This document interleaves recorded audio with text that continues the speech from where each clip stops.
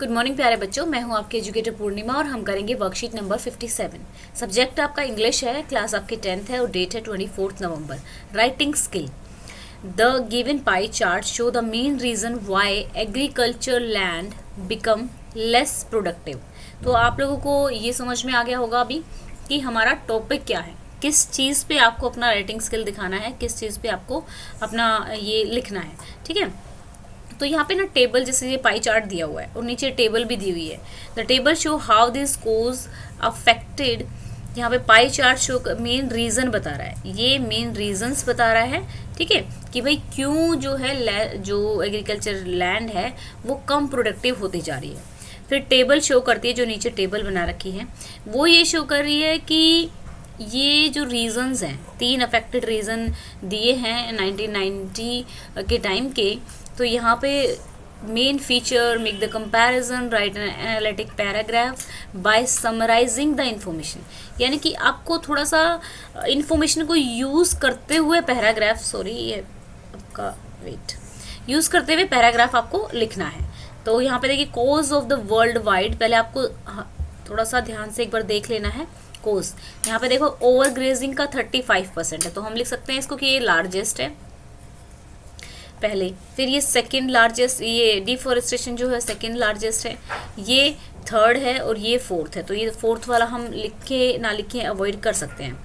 अब cause of land, ये तो था कि जो कोजेज हैं अराउंड द वर्ल्ड। यहाँ पे अगर आप देखेंगे बाय परसेंटेज जो आप देख रहे हैं यहाँ पे रीजन जो है, नॉर्थ अमेरिका में देखो डिफॉरेस्टेशन तो कम है लेकिन ओवर कल्टीवेशन जो है ज़्यादा है, ओवर ग्रेजिंग कम है। यहाँ पे आप देखेंगे यूरोप में डिफॉरेस्टेशन भी ज़्यादा है, ओवर कल्टीवेशन भी ज़्यादा है, ओवर ग्रेजिंग भी ज़्यादा ही है ऑलमोस्ट, लेकिन ओवर ग्रेजिंग सबसे ज़्यादा ओशियाना में है। तो इसी तरीके से हमें इसको ध्यान से देखते हुए अपना लिखना है पैराग्राफ। तो आप इसको अच्छे से लिखेंगे। तो चलिए स्टार्ट करते हैं। सबसे पहले मैंने लिया है लैंड ए वाइटल रिसोर्स। एक रिसोर्स है हमारे पास। अगर हम जो लैंड पर ही हम क्या करते हैं, अपनी जो भी क्रॉप्स होती हैं वो उगाते हैं, तो एक तरह से इस जो क्रॉप उगाने के लिए एक वर्ड है वो है एग्रीकल्चर। ठीक है, तो land is a vital resource to humankind like air and water. Exactly, ठीक है, उसी पे हम घर बनाते हैं, उसी पे इंडस्ट्री बनाते हैं।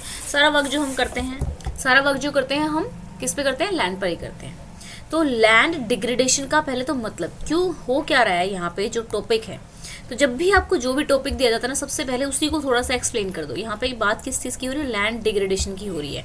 ठीक है, लैंड डिग्रेडेशन को एक्सप्लेन कर दो कि लैंड डिग्रेडेशन है क्या एक्चुअल में। थोड़ा सा बताएंगे the deterioration of loss of the productive capacity of soils for present and future. यानी कि फिलहाल जैसी उसकी प्रोडक्टिविटी थी ना, जितना वो प्रोड्यूस कर रही थी उससे डिट्रोइट हो गई है, उससे कम हो गई है।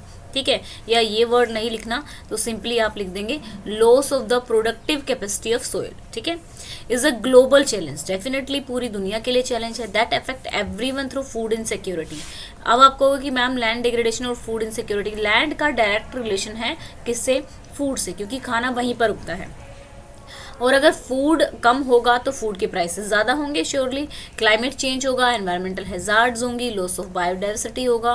ठीक है, land degradation happening at an alarming pace, बहुत ही ज़्यादा रेट पे हो रहा है लैंड डिग्रेडेशन, क्योंकि जो डिफॉरेस्टेशन भी हो रहा है तो वो एक तरह से ज़्यादा है। तो अब यहाँ पर हम यूज़ करेंगे, पहले हमने थोड़ा सा इंट्रोडक्शन दिया, अब हम उस डाटा का यूज़ करेंगे। We can see the cause of 3 affected region of the world during 90s.